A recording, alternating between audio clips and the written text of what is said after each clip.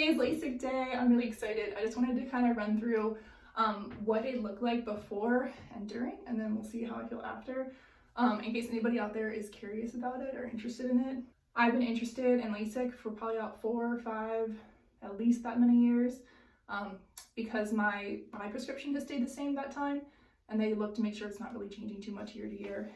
So that was a big part of it.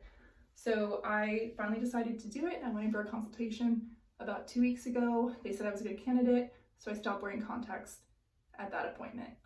They want you to have your contacts out for like 1 to 2 weeks before you go in for your pre-op consultation, and that's typically 2 to 3 days before the actual surgery. At that appointment, they gave me a whole bunch of instructions of what to do until the surgery, and then what to expect at the surgery, and then some guidelines for after surgery. The first thing was you had to stop wearing contacts for 2 weeks, 1 week or 2 weeks, I think. And I had not figured out how to wear a mask and glasses without fucking them up, so really excited to get rid of these guys and contacts and all the accessories that come with them. So about 2 or 3 days before your surgery, you want to start washing your eyelids, and they actually sell these little like wipes for your eyelids at CVS, but they're really expensive, and there's way more in the pack than you'll ever need. So they also said you could just use like Johnson & Johnson No Tears. That works. Fun fact, so another great use for the Johnson & Johnson No Tears or the generic brand, either the shampoo or the body wash, it's really good to add to slip and slides. It makes it a little bit more fun and like sudsy and bubbly, because if you decide to have a slip and slide and you choose to use dishwashing detergent that has bleach in it, and you fall and get a concussion, and then you're sitting in the hospital and all of a sudden your body is like itchy and breaking out, it's not the best time. Might know that from personal experience. More than the surgery, what I'm really scared about is they told me I can't have anything on my face today, like no moisturizer, no nothing. I can't wear anything on my face for the next week. But on top of that, to prepare for stuff going on my face, I have to wash my face with antibacterial soap. And that scares the shit out of me because I get all of this nice hormonal stuff even when I am super strict with my skincare routine. So we're gonna see how that turns out. I dated a guy that used Dial as like face wash, body wash, hair stuff, like really brushed his teeth with it when I wasn't looking, and like had perfect skin and perfect hair. I was like, that's not fair. I have like a different soap for each part of my face, and I still get all this. Thanks, hormones. So some of the other prep stuff, I put this little tray table together for myself for after surgery because they give you a happy pill, and I've heard they give you pain pills, so I don't know like what state of mind I'm gonna be in.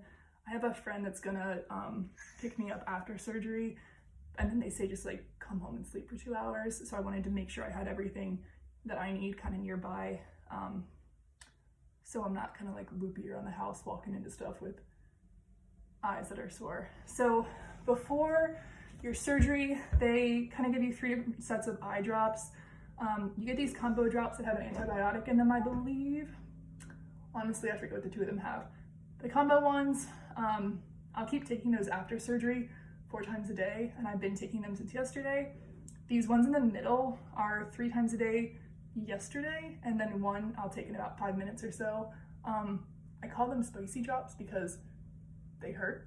And then the last ones are just like regular eye drops that I got from the eye doctor, but in the future I can just buy like over-the-counter ones. Those were just like the heavy-duty ones that they recommend before surgery and then right after. And then Canadian pain pills in case I decide to be a baby. And then snacks, drinks, and then extra tape, because they're gonna give me these like goggles that I have to wear when I sleep, and I guess the tape's not gonna last for a full week. So I'll have to like tape them to my face to make sure I don't like rub my eyes in the middle of the night or like bump it on a pillow, because the flap of skin they cut open is gonna be pretty,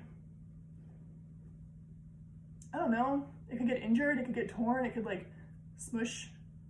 Like if it's a piece that you like cut open and then you like touch it, it can like, honestly don't know. I'm just not gonna touch them, not gonna get water in there, try and follow the rules, and we'll see how it goes. I also have like my emergency contact and like list of rules for when I forget, or when like I drop this tray and I forget which of these drops is which. I was gonna say the one with the gray top, but I just realized they both have gray tops. I probably should read which one's which so I know. But this one I'll stop taking today so I can just get rid of it. So I just got dropped off at Clemson Eye. I took an Uber here this morning. This is the massive complex they have in Greenville. This is all just Clemson Eye and aesthetics, and they do really cool stuff here.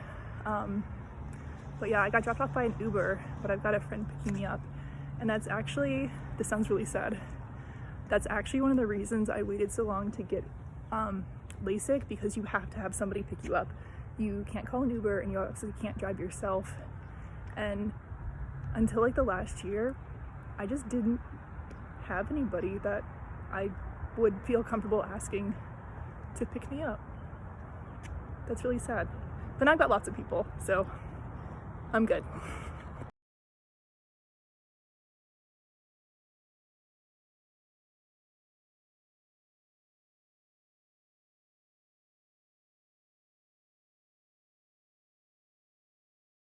Yesterday was pretty bad. When I got home, there was like this intense pain that somebody was pushing on your eye and then scratching it with needles, and then it would let up for a second and then it would come back, and I was just kind of like sitting in bed shaking and moaning, and it was really bad until I found some like old NyQuil, and probably took more of that than I should have just to pass out. But I got to sleep, and then when I woke up I had to go get my like written prescriptions they finally wrote me for a couple pain meds. But with all the opioid crisis going on, CVS wouldn't take a written prescription, and it was too late to put it in electronically. So I was like walking to Publix from CVS downtown in the rain, wearing a hood and my super fashionable safety goggles, and they were able to fill it. So I got to take some pain meds and get some good sleep last night. I woke up today and it's mostly just dryness. It still kind of hurts to keep my eyes open for too long, so no computer work today, and lots of naps. There is a series of required post-surgery appointments, and I can actually do those with my regular eye doctor. So this afternoon I have the first one, and then there's like a 1 week, and then a 3 week, and then a 6 week, just to make sure you're healing correctly. And you have to go to those, otherwise the lifetime guarantee to kind of go back and have any fixes done is invalidated. And you just want to make sure you're keeping your eyes healthy and that you're recovering well. So good to go to those. Even with the pain and the dryness and not being able to touch my eyes as much as I just want to like rub them really hard right now, it's still pretty incredible that like I'm not wearing glasses or contacts and I can see perfectly, better than I could with glasses or contacts. It's pretty incredible. So if you're on the fence about LASIK, I had a really rough time of it. They said about 10% of people react that way, but 2 or 3 days, you're probably gonna feel fine. Right now I'm okay. I'm like a 7 out of 10.